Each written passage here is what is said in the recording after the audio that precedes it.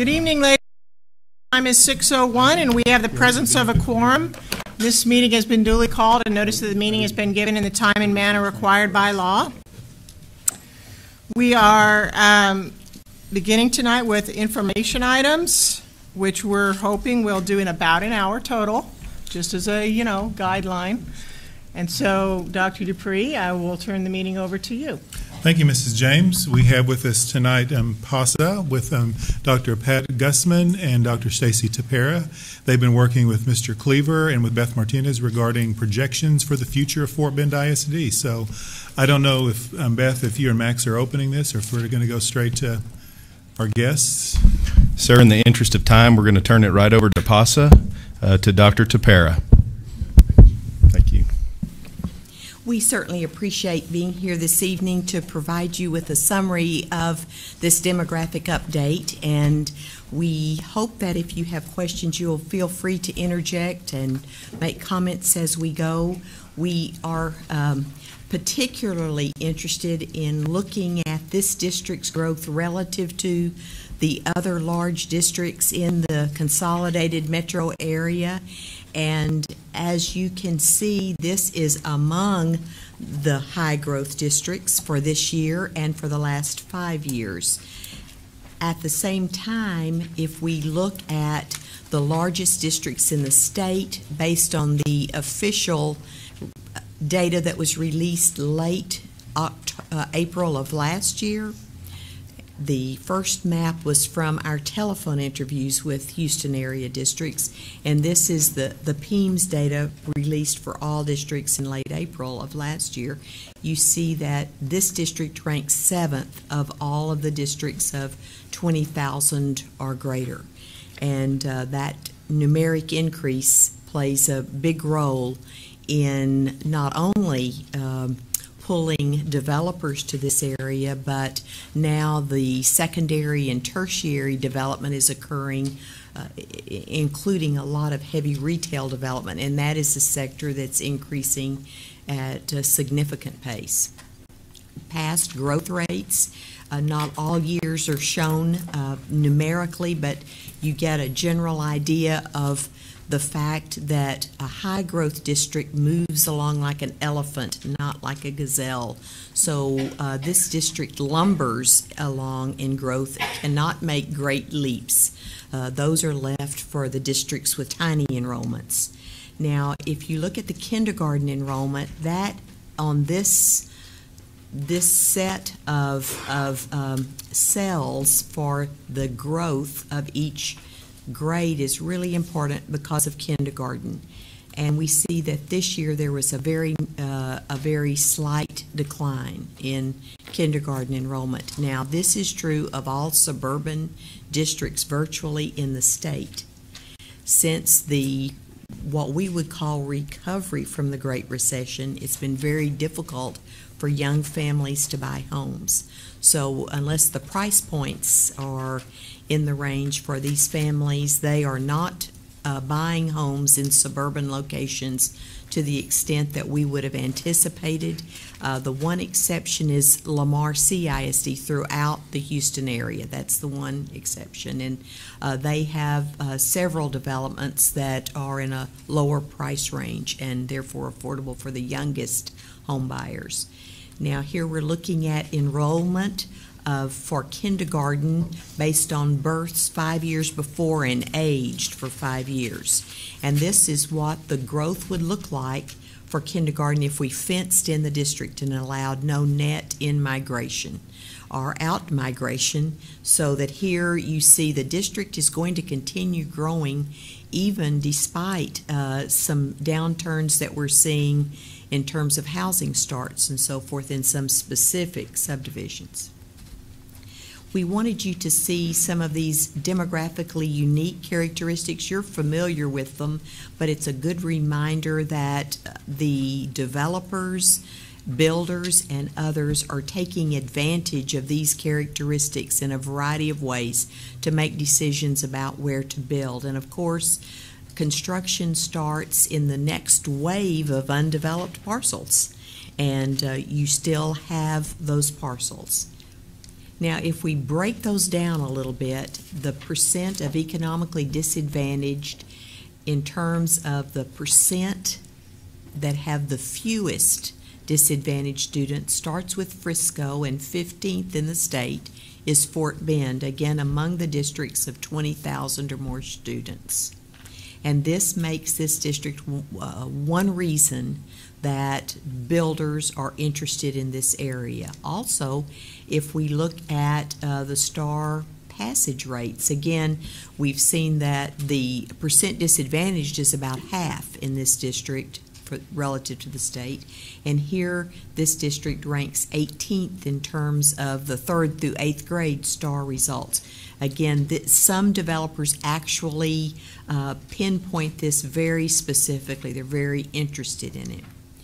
Now, one of the ways that we look at a loss of students in a district is the competitive advantage that private and charter schools have. So I'd like for you to look at the second blue column, and that is the KN through 12th grade students. You see Cornerstone is providing a pull. Also, Fort Bend Christian Academy, Harmony, again, very important, very rapidly important. And the Southminster School, and as well St. Lawrence Catholic, and then the Honor Roll School, another important pull. But overall, looking at all of the students who could be in that kindergarten through 12th grade cohort, you see that charter and private schools are only attracting 4.7%, and even as we ask these entities about their expansion plans, we see that the district is going to be growing too. So that overall within 5 years we expect a 5% draw away from public schools to private and charter schools. Now, employment trends, very unimportant in some ways, are the slight changes in the employment growth or decline, but very important for parents feeling comfortable about moving at all, and especially moving into a suburban district, is the unemployment rate. If that climbs just a tiny bit, then folks get concerned about job stability, and it has climbed, for example, for Fort Bend County in the last year from 3.7%, really low, to still low at 4.4%, but it's that growth that causes some degree of anxiety. Now, it is important to know that with the challenges of continued oil price declines, nonetheless, this district and Lamar, interestingly, I know you feel you're more directly affected than other districts, but in looking at our data for the top 7 highest growth districts that are suburban, those 2 right now have been the least affected. And also, one important aspect in terms of current employment trends has to do with professional services, medical and educational services, and other related white-collar services in this district. They are continuing to grow, and as I mentioned, along with the retail sector. And that happens as a district matures. That's almost a given that the retail sector will start booming even in a bust era. Now, here again, you can see with this pie chart the educational and medical services leading the pack in terms of who has what type of employment by sector in this district. That is the leading sector. Housing projections, very important, and if we look at the growth in students by type of housing, the most important thing I want you to remember here is in the first blue column, you see that active subdivisions this past year, from October to October, beams to beams, added 1,567 students. But look at the existing built-out older subdivisions. That one number is the single most important number on that slide. They lost 975 students. Very important to keep in mind.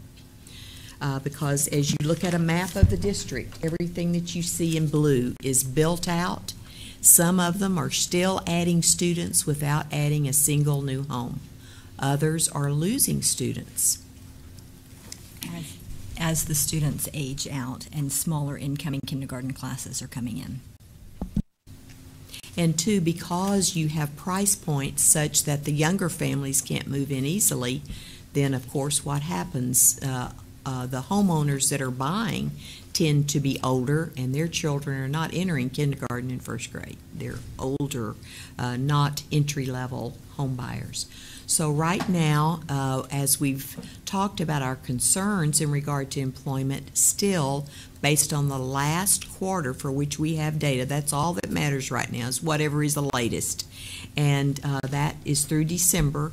So this district ranked first out of all of the districts in the consolidated metro area in housing starts. Now, our firm looks at occupancies, and this is based on metro study data. We project how many homes will be occupied, in other words, children showing up on the doorstep.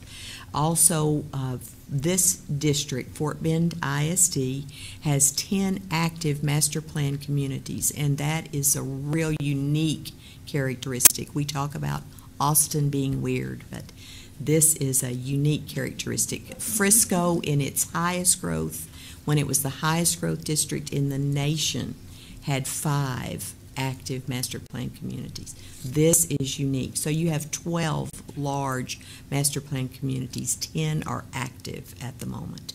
And then of course some very large subdivisions as well. Now here we are looking at the top 8 districts, and I'm getting ready to slough off Houston ISD because it's not a suburban district, and about 90%, the last time I checked it was 93% of all housing starts were condos and townhomes, so it doesn't quite fit comparable analysis that we're trying to make. We work with all of the other districts that are listed, and interestingly, Klein is so close to the new developments that are ExxonMobil, Southwestern publicly listed energy firm, the second Anadarko Tower, and so forth. And they're actually closer than is Conroe on the whole, and that's where those facilities are located. But so Klein is down 42% in housing starts, and you see that this district again is managing to be weird. Because you're the only district in that quarter that did not lose in terms of housing starts. And you can actually see the numbers for the fourth quarter of 2014 compared to 2015 to kind of give you an idea of the magnitude. Because in all cases we could say these are small numbers, like for Klein. Those aren't very large numbers, and by next quarter they may leap back up a little. It may just be an anomaly. But it is interesting to see, and of sufficient interest in that this district has managed to hold on well in terms of single-family housing. And right now, in looking at the 61 apartments in this district, we see that they are not overbuilt, in that they have, a few had a low occupancy rate, and I think it was about 4 of them, and I think all 4 were so new they hadn't been fully occupied due to the short time frame they'd been open. But a 91% overall occupancy rate. If we took those 3 or 4 out, it would probably have been 93 or so percent. And then moving on, we did want you to see that we did an analysis this year of the use of levies and channelization. Of course, the subdivisions are protected by the levees, and that would include Sienna Plantation, which is continuing to develop to the south. But it's just very interesting to see the challenges in terms of land that's left for floodplain and floodway. And again, not making it as floodplain impossible to build, but a lot more detention required. This is the south portion of the district, and you can see the 100-year floodplain and the floodway. And even the floodway, While we say it is prohibited, there are a few exceptions on an individual basis even there. So here we're looking at in red in the last year for which we had data based on the appraisal district information for parcels that are the larger parcels which have changed ownership. And you see in the south that green was the year before, and that's all of the Sienna development that's now the Sawmill subdivisions. And then up in the northwest, then that's Harvest Green. So, you know, some portions of your district could be named Johnson City at this point. There's Johnson development everywhere. And here we're looking at the parcels that are now for sale, and Max has a map of these that are 5+ acres. And if these are for sale via Comgate and CoStar, if they're individually for sale, we've tried to add them in as we drive the district, but we haven't gotten all of those included as we would like. But these are those that are being advertised nationwide and are of interest, considered to be of interest beyond the boundaries of this district, and that's why they're advertising them elsewhere. So it's interesting that this district is in such demand. Now, this may be the most important slide in that it shows that except for the dark mustard that says, except for the light beige that says undeveloped with no plans, then 79% of the district is taken.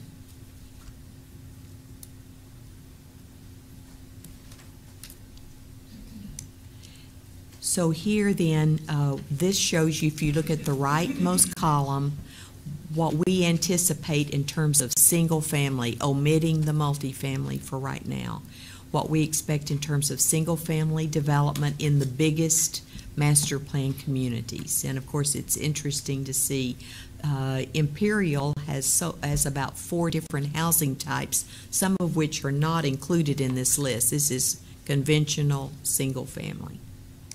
Now, projected new housing is 21,000 over the next 10 years, almost 11,000 multifamily, and the reason those numbers get to be very small near the end of the projection period is that unless we hear by multiple sources that there's an interest in a multifamily parcel, we may list it on our long spreadsheet that takes up half this report, but we don't put any numbers in. It just zeros because the numbers are automatically geo-referenced and become children. And so, you know, we have a ratio of children that we expect for every subdivision and every multifamily complex. Some are 0, they're senior living.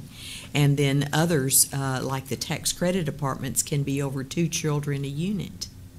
So they vary greatly, and they vary based on where they're located within the district. Now, this is an interesting slide because it's based on our data for these fastest growth districts, the districts that are numerically increasing the most in the Houston consolidated metro area. And right now, Lamar, which is also the largest geographically, and, you know, has taken in Kendleton and is growing north, south, east, and west, is leading the pack. Followed by Katy, but Katy's down in terms of housing projections, and you know they were virtually building out until they began development in the northwest in that floodplain prone area. Now then Cy-Fair is next, then Conroe, again another large district geographically, followed by Fort Bend, which is growing. If you look at this map and see the gold and green, you'll see how it's predominantly on the west, although this little inset goes down in the bottom of the map. Again, this is an Aggie-derived map, and that inset goes down in the southeast, so it's a little bit deceiving. That's the Sienna South portion. So here then, we're looking at projections for only about 10 months. And you see here in different locations, the growth here, for example, to just explain real quickly, that's Imperial, this is Sienna, Riverstone, and so forth. And then if we look out 5 years, now we're projecting this by doing field reconnaissance, driving every block of every active subdivision. And so each year we almost get a divorce as we work on Fort Bend, because that's a lot of blocks to see. But our little demographic team holds together. And here you are seeing the red areas in the north are, again, Grand Vista and other developments that are rapidly building out here, including Aliana. And yes, I can. I'm sorry. Thank you. And then here's Riverstone, and here's Sienna. So up here is Imperial, for example. And that's over a 5-year period. And then now, in looking at, we've left out a 5-year period. That would be 2020 through 2025, essentially, the fall of 2020 to the fall of 2025. Then post 2025, it's interesting to see what's left, and it's arguable to see what's left. So that here, for example, are communications towers, and this area is laced with active oil and gas pipelines and energy facilities. But this area is not to develop, but with time, this 2,500 units is a possible reality with time, based on expert opinion from various commercial brokers. Likewise, this area has not been deemed developable easily at this point in time, but can be. Thank you, Stacy. And then here again, we're looking at the Dampier, or the Smith estate, right in here, and it's mainly in the floodplain. And then the other areas are already platted, but they're just taking longer than 10 years to build out. So ratios of students per home. The single family homes right now have over half a student per occupied home. And that's down a bit from 2 years ago and from 1 year ago. And that is because of the blue areas aging. So the blue built-out subdivisions that you see on that map. The multifamily is down, and that's because of an increase in higher-priced units. Here, in rank order, by ratio, is the proportion of students in Sienna Plantation. I had memorized how many subdivisions there are in Sienna Plantation, and this is a weighted average over all of those subdivisions. And you see in 1 year's time it's gone up. And it's interesting to see in some areas that are built out, some of them are, the master plan communities are continuing to see higher ratios, and others are not. Now, projected student enrollment might be best described by Dr. Tapera, who has spent some considerable time looking at the accuracy of our projections from last year. So that's always the first question, right? That's always the first question, right? How does this compare to, how did the enrollment this year compare to your projections last year? So, in sum, our projections were fairly close to the moderate growth, our moderate growth scenario projections were close to the actual enrollment district-wide. The numbers that you see on the far right column are summing the PK through 5th grade enrollment and comparing that to the moderate growth scenario, and then 6th through 8th grade and 9th through 12th grade. So overall, about 31 students different from our projections from last year, as of the just before the PM snapshot date in October. The caveat to that is the EE, the early elementary grades, and that was a data collection issue that we had, and so I have excluded those from this analysis because of the Head Start issue with do you want to speak to that, Long? Sure. So the Richmond Early Childhood Center, we did not put it in before the PEAM snapshot, and also the Mission Bend Elementary Head Start as well as Hunter Glen Elementary Head Start was input into Skyward after the snapshot. So as of right now, 2/24/16, we have 463 There you go, plus or minus 3 students at the EE level. So, so I feel very, very confident about this variation from last year's projections on the district-wide level. Now, so this year we have we've developed 3 scenarios of growth: a low, moderate, and high, and even all the way 10 years out as they splay away from each other. Under the high growth scenario, about 86,000 students could be expected. Under the moderate growth scenario, about 84,000 students, and under the low growth scenario, about 81,700 or so students 10 years out from now. And the big difference in those has a lot to do with the percent of KN as a proportion of the overall enrollment. In other words, if there's very little increase or a decline in KN, that has another 12 years to impact the district. And so that's a real important factor over and above the economy. Some people are graphical learners, some people are numbers learners. So here is the same information in numbers format. And I've highlighted in pink the low, moderate, and high growth projections for this coming October as well as 10 years out. And really the point that I wanted to make here is that the difference is not as dramatic as you might think. When the staff are planning for next fall, the difference between the low, moderate, and high growth scenarios are not that dramatic overall. Now, this is a pictorial representation of where we are projecting new students to move in over the next 10 years. And the red areas, of course, are highest growth. It also happens that these are the 3 areas where you're building new elementary schools, which is not a coincidence. This is the Siena, the southern portion of Siena. This is Harvest Green, and that's Grand Vista. Now, how do those relate to the elementary attendance zones? We've taken all these projected students by each of these little planning units and aggregated them into attendance zones.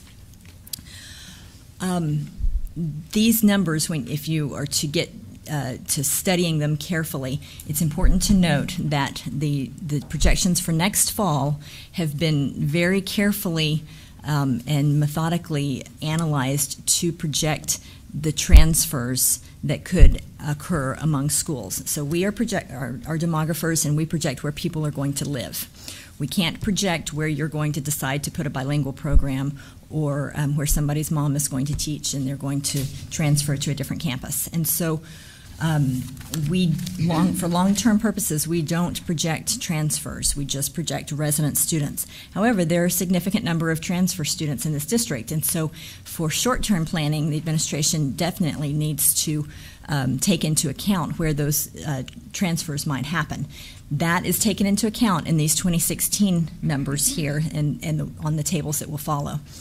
Long-term, after, so 2017 and beyond, those are just resident students. So if you see a funny increase or decrease in those numbers, that is likely the reason.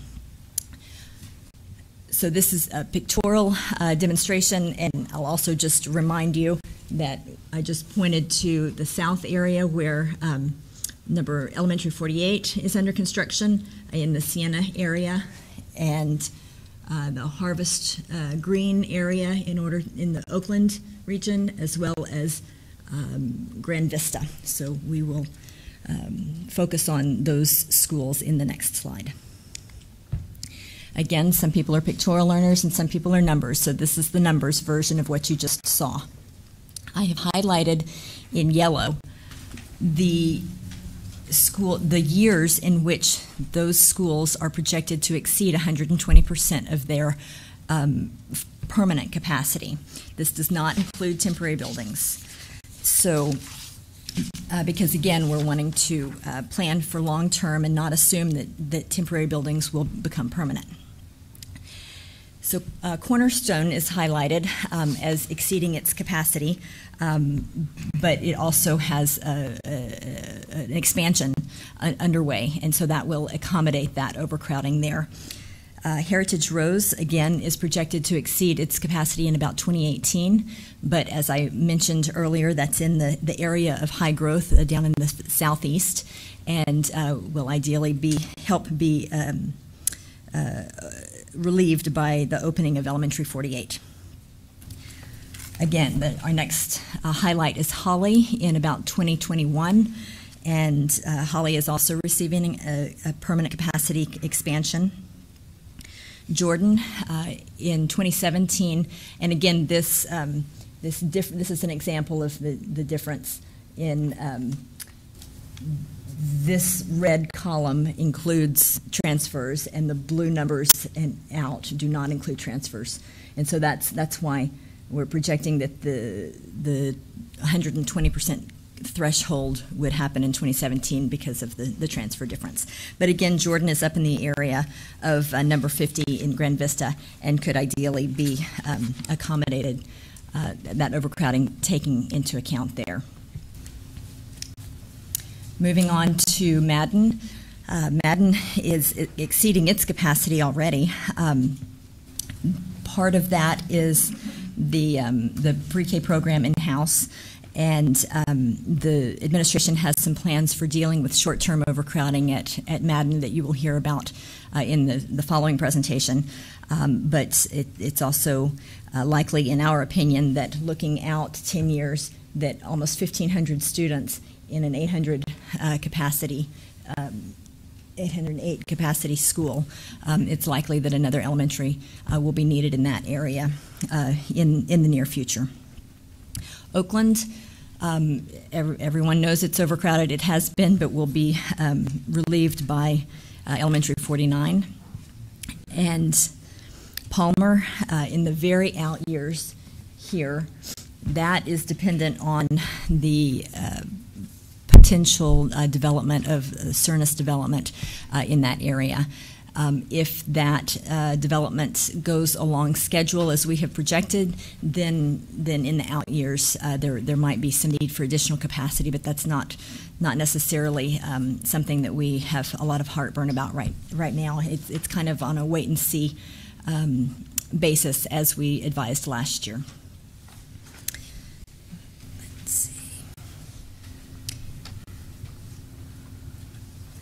Parks has some interesting situation in that I think that some portable buildings can be, or I think Max is going to tell you about some portable buildings being moved into parks in the short term. It's also possible that as a long-term solution, there might be some rezoning, shuffling that could accommodate that overcrowding in the long term. Moving down to Scanlon, Schiff, and we'll just talk about Scanlon and Schiff, and Sienna is not quite over its 120% capacity, but they're all crowded. They're all receiving capacity upgrades, and the opening of 48 will assist in that overcrowding as well. And then finally, Seguin, that will be relieved by Elementary 50 in the far northwest. Town West is highlighted because it's barely on the threshold, so it technically meets this 120% utilization, although it bounces back down to 119 a bit. But it's not in the growth pattern around it. It's not in the growth path, not projecting growth, and so there are some. It's our recommendation that other solutions be found for accommodating that overcrowding, like portables, or it's even possible that maybe part of the bilingual program. Right now, there's students, bilingual students, coming in from Meadows, Barrington Place, Sugar Mill, and Lakeview that are attending Town West. So those could, programmatic changes could relieve that overcrowding. So that is the summary of the elementary schools, and as I mentioned, Max is going to be speaking more specifically to short-term solutions or addressing each of these needs. At the middle school level, again, we're looking at the long-term number is only resident students, so it's important to keep in mind that that the GT program at Quail Valley is pulling almost 600 students out of these other numbers around the district. And so all of the other schools' resident students are inflated a bit in that they transfer students out to Quail Valley.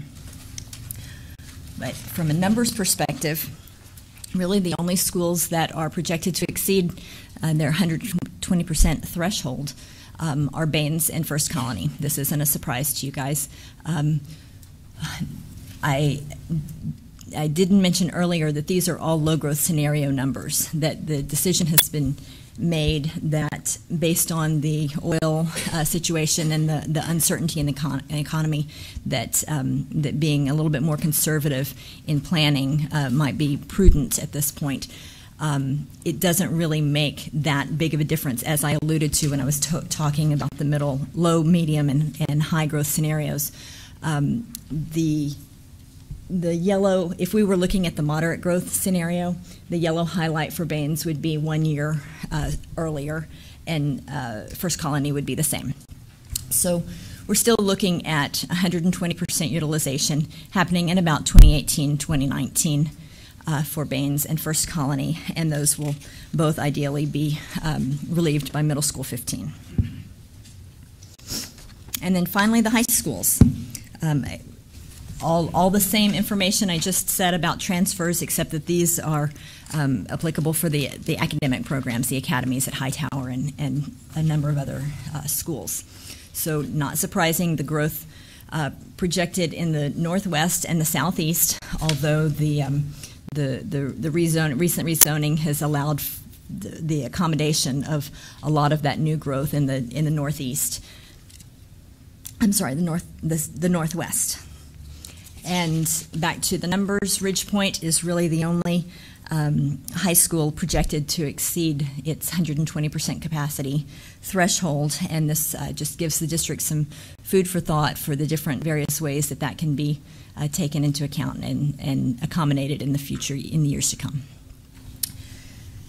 So at this point, we can take any questions. Well, thank you both very much. That was very informative, and I appreciate all this information. It's very good. Let's see if the trustees have any questions. Do we have any questions at all? Mrs. Tossan? I just had one question on slide 39. I thought, so I need a little bit more explanation of this slide, because it shows low growth at 73,068, moderate growth at 73,376, and high growth at 73,626, with actual enrollment as of 10/23/15 at 73,214. And you're asking why those aren't a difference of 32? I'm asking why the math doesn't work. Right, okay. Because those totals at the bottom of the blue columns include the EE, the elementary ed, and that discussion that we had about those students not being included in Skyward at the snapshot date means that we're not comparing apples to apples. So I just excluded those EE numbers from the comparison at the right. Okay, so I heard you say that, so that's what I wanted to make sure I understood. So it's not in the snapshot in the white column, the 10/23/15 column. That's right. But it is included in the pink portion that shows the comparison. The EE students are not compared in the pink. It's shown in an asterisk, but we didn't do it. You didn't add it in. So we did try to work with several different EE numbers. We had great difficulty getting data that we were confident in using to project from last year. I'm sorry. I added it here, and I added it after I sent this to you. This 131 difference. So you can see that this 17 sum here. Yes. Does not include this minus 131. Okay. Okay. And neither does this total, and this is actually 130 minus 32. It's minus 32. Yeah, there was some rounding error. I know that you guys deal in whole students, but we deal in portions of students. Okay, that helps. Thank you. Sorry about that confusion. That's okay. All right, do we have any other questions? Sir, sorry, it's not a time for that you can ask questions. If you have a question, you can submit it online or something like that in the Let's Talk portion of the website. That sounds good. Thank you. All right. Do we have any other questions from the trustees? Okay, well, thank you very much for this very informative information. And Dr. Dupree, what's next? All right. Thank you, ladies. We appreciate your solid support. We know you spend a lot of time on the data in Fort Bend. We look forward to the next few years when it's not so cumbersome. We don't plan to rezone the whole district again anytime soon. So next up, based on what you've just heard, we now have performed the annual enrollment review that's required per policy. And so Beth and Max are now going to kind of present how we want to address our enrollment growth for the next school year.